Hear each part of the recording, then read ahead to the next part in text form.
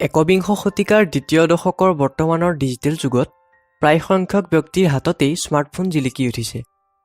এই সময়ত আপোনাৰ হাতত থকা স্মাৰ্টফোনটোৰ আটাইতকৈ বেছি ব্যৱহাৰ কৰা এপ্লিকেশ্যন ছফ্টৱেৰটো কি বুলিলে আপুনি নিশ্চয় হোৱাটছএপৰ নামটোৱেই ল'ব। মই ভাবোঁ আপোনাক হোৱাটছএপৰ বিষয়ে বেছিকৈ বহলাই ক'ব নালাগে, কাৰণ এইটো এনেকুৱা এটা ছফ্টৱেৰ যিটোৰ জৰিয়তে বন্ধু-বান্ধৱ, আত্মীয় কুটুম সকলোৰে সৈতে যিকোনো সময়তে সম্পৰ্কত থকা যায়।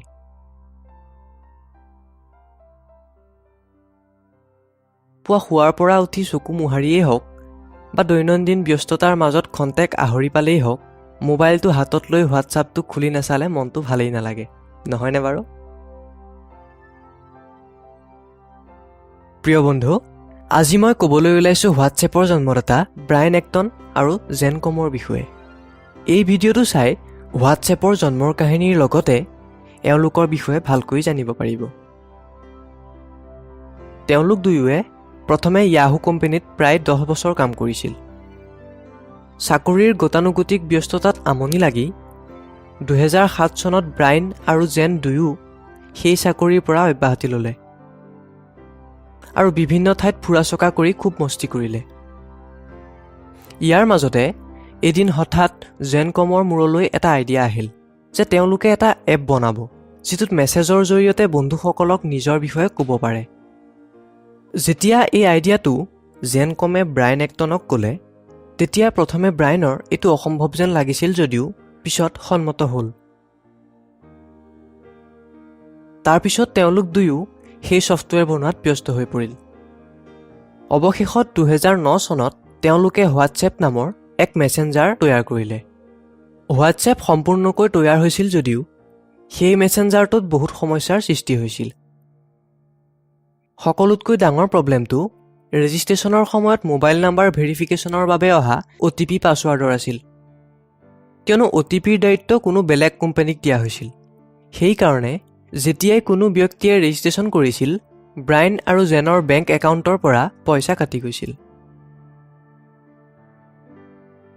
লাহে লাহে তেওঁলোকৰ বেংক একাউণ্টৰ পইচা শেষ হ'বলৈ ধৰাত হোৱাটছএপৰ অগ্ৰগতিত বাধা আহি পৰিল। উপায়ন্তৰ হৈ তেতিয়া জেনে ব্ৰায়ানক হোৱাটছএপৰ প্ৰজেক্টটো বন্ধ কৰি দি বেলেগ কোনো ঠাইত চাকৰি কৰাৰ কথা ক'লে। কিন্তু ব্ৰায়ানে জেনৰ প্ৰস্তাৱত অমান্তি হ'ল আৰু বুজালে যে আমি যদি এই প্ৰজেক্টটো এতিয়া এৰি দিওঁ, আমাতকৈ মূৰ্খ আৰু কোনো নহ'ব। লগতে ব্ৰায়ানে বিকল্প উপায় হিচাপে প্ৰজেক্টটোত কাম চলাই থকাৰ লগতে চাকৰি কৰাৰ কথা কোৱাত জেন আনন্দেৰে মান্তি হ'ল আৰু দুয়ো মিলি চাকৰিৰ অনুসন্ধান কৰাত লাগিল। প্ৰথমেই তেওঁলোক ফেচবুকৰ প্ৰধান কাৰ্যালয়লৈ গ'ল, পিছত তাত তেওঁলোক প্ৰত্যাখ্যিত হ'ল। তাৰপিছত দুয়ো টুইটাৰত চাকৰিৰ বাবে আবেদন কৰিলে যদিও তাতো তেওঁলোক হতাশ হ'ব লগা হ'ল। এফালে তেওঁলোকে চাকৰি পোৱা নাছিল আৰু আনফালে হোৱাটছএপৰ সমস্যা শেষ হোৱাৰ নামেই নোলোৱা হৈছিল। ফলস্বৰূপে তেওঁলোক হতাশ হৈ পৰিছিল আৰু লাহে লাহে অনুভৱ হ'বলৈ ধৰিছিল যে হোৱাটছএপক আৰু সম্পূৰ্ণ কৰিব পৰা নাযাব। কিন্তু বন্ধুসকল, ইংৰাজীত এটা কথা আছে নহয়, বোলে one idea can change your life. তেওঁলোকৰ লগতো ঠিক একেই হ'ল। ব্ৰায়ানে এদিন জেনক ক'লে যে আমি আমাৰ পুৰণা বন্ধুসকলৰ পৰাওতো সহায় বিচাৰিব পাৰোঁ। তেতিয়া তেওঁলোকে সকলো বন্ধুকে ঘৰলৈ মাতিলে আৰু সেই প্ৰজেক্টটোৰ বিষয়ে বিৱৰি কোৱাৰ লগতে পইচাৰ কাৰণে হোৱা প্ৰব্লেমৰ বিষয়েও ক'লে। কথাখিনি শুনি সকলোৱে মিলি তেওঁলোকক প্ৰায় $2,50,000 আৰ্থিক সাহাৰ্য দি সহায় কৰিলে। আৰু তেতিয়াৰ পৰাই ব্ৰায়ান এক্টন আৰু জেন কমে হোৱাটছএপত দ্বিতীয়বাৰৰ বাবে কাম আৰম্ভ কৰিলে আৰু অৱশেষত তেওঁলোকে আধৰুৱা হৈ থকা সেই সপোনক পূৰা কৰিবলৈ সক্ষম হ'ল। এই এপটোৱে 2010ৰ পৰা 2014 চনলৈকে 60 কোটি ইউজাৰ পূৰা কৰিলে। উল্লেখযোগ্য যে 2013ৰ পিছত হোৱাটছএপত প্ৰত্যেক দিনাই প্ৰায় 10 লাখ নতুন মানুহে লগ ইন কৰিছিল। আনহাতে আজিৰ সময়ত সেই ইউজাৰৰ সংখ্যা 100 কোটিৰো অধিক হৈ পৰিছে। 2017 চনৰ 24 ফেব্ৰুৱাৰী তাৰিখে হোৱাটছএপৰ ৮ম জন্মদিনৰ দিনা জেনকমে টুইটাৰ যোগে জনোৱা মতে কেৱল ভাৰততে ২০ কোটিৰো অধিক ব্যৱহাৰকাৰী আছে।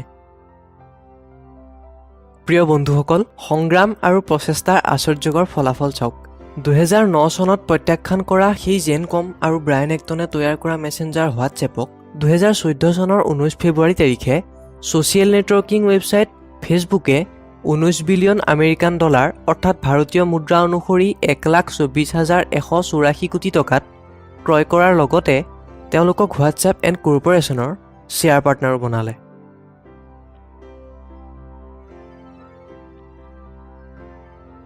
দুহেজাৰ ১৭ চনৰ ছেপ্টেম্বৰত হোৱাটছএপে ঘোষণা কৰিছে যে ভৱিষ্যতৰ ব্যৱসায়ী মঞ্চত উপভোক্তাসকলক কোম্পানীসমূহে হোৱাটছএপৰ জৰিয়তে কাষ্টমাৰ ছাৰ্ভিচ প্ৰদান কৰিব পাৰিব। তাৰোপৰি হোৱাটছএপে ২০১৭ চনত ভাৰতত ডিজিটেল মানি ট্ৰেন্সফাৰৰ বাবেও NPCI অৰ্থাৎ নেশ্যনেল পেমেণ্টছ কৰ্পৰেশ্যন অফ ইণ্ডিয়াৰ পৰা অনুমতি লাভ কৰিলে, যাৰ সহায়ত UPI জৰিয়তে এটা বেংক একাউণ্টৰ পৰা আন এটা একাউণ্টলৈ সহজেই পইচা ট্ৰেন্সফাৰ কৰিব পৰা যাব। বন্ধুসকল, চেষ্টাৰ অসাধ্য একো নাই। ব্ৰায়ান এক্টন আৰু জেনকমৰ অশেষ চেষ্টা আৰু দুয়োৰে মাজত থকা বুজাবুজিৰ ফলত হোৱাটছএপে বৰ্তমানৰ দিনত ইনফৰমেশ্যন ছেক্টৰত অস্বাভাৱিক প্ৰাধান্যতা লাভ কৰিছে। প্ৰিয় বন্ধু, আমি সেইবোৰ সকলো কৰিব পাৰোঁ যিবোৰ আমি ভাবিব পাৰোঁ, আৰু আমি সেইবোৰো ভাবিব পাৰোঁ যিবোৰ আজিলৈকে ভবা নাই। আপোনাৰ সফলতা আপোনাৰ চিন্তাৰ ওপৰত নিৰ্ভৰ কৰে। আপুনি এটা বিফলতাৰ পৰা দুখী হৈ জীৱন ধ্বংস কৰি দিয়ে বা সেই বিফলতাটোক প্ৰেৰণা হিচাপে লৈ পুনৰ নতুন আশাৰে সফলতাৰ বাবে জীৱন পথত খোজ দিয়ে, সেইটো আপোনাৰ কথা। নিজৰ ভিতৰত লুকাই থকা প্ৰতিভাটোক চিনাক্ত কৰক আৰু এক নতুন উৎসাহেৰে পুনৰ চেষ্টা কৰক। আপুনি এদিন অৱশ্যেই সফল হ'ব।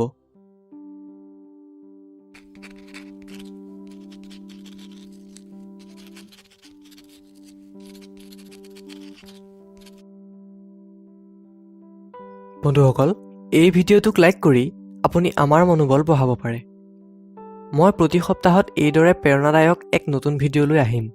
আপুনি যদি আমাৰ ভিডিঅ'সমূহ মিছ কৰিব নিবিচাৰে, তেতিয়াহ'লে আমাৰ চেনেলটোক ছাবস্ক্ৰাইব কৰি ল'ব। পুনৰ পিছৰটো ভিডিঅ'ত লগ পোৱাৰ প্ৰতিশ্ৰুতিৰে আজিলৈ আহোঁ। ধন্যবাদ। জয় আই অসম।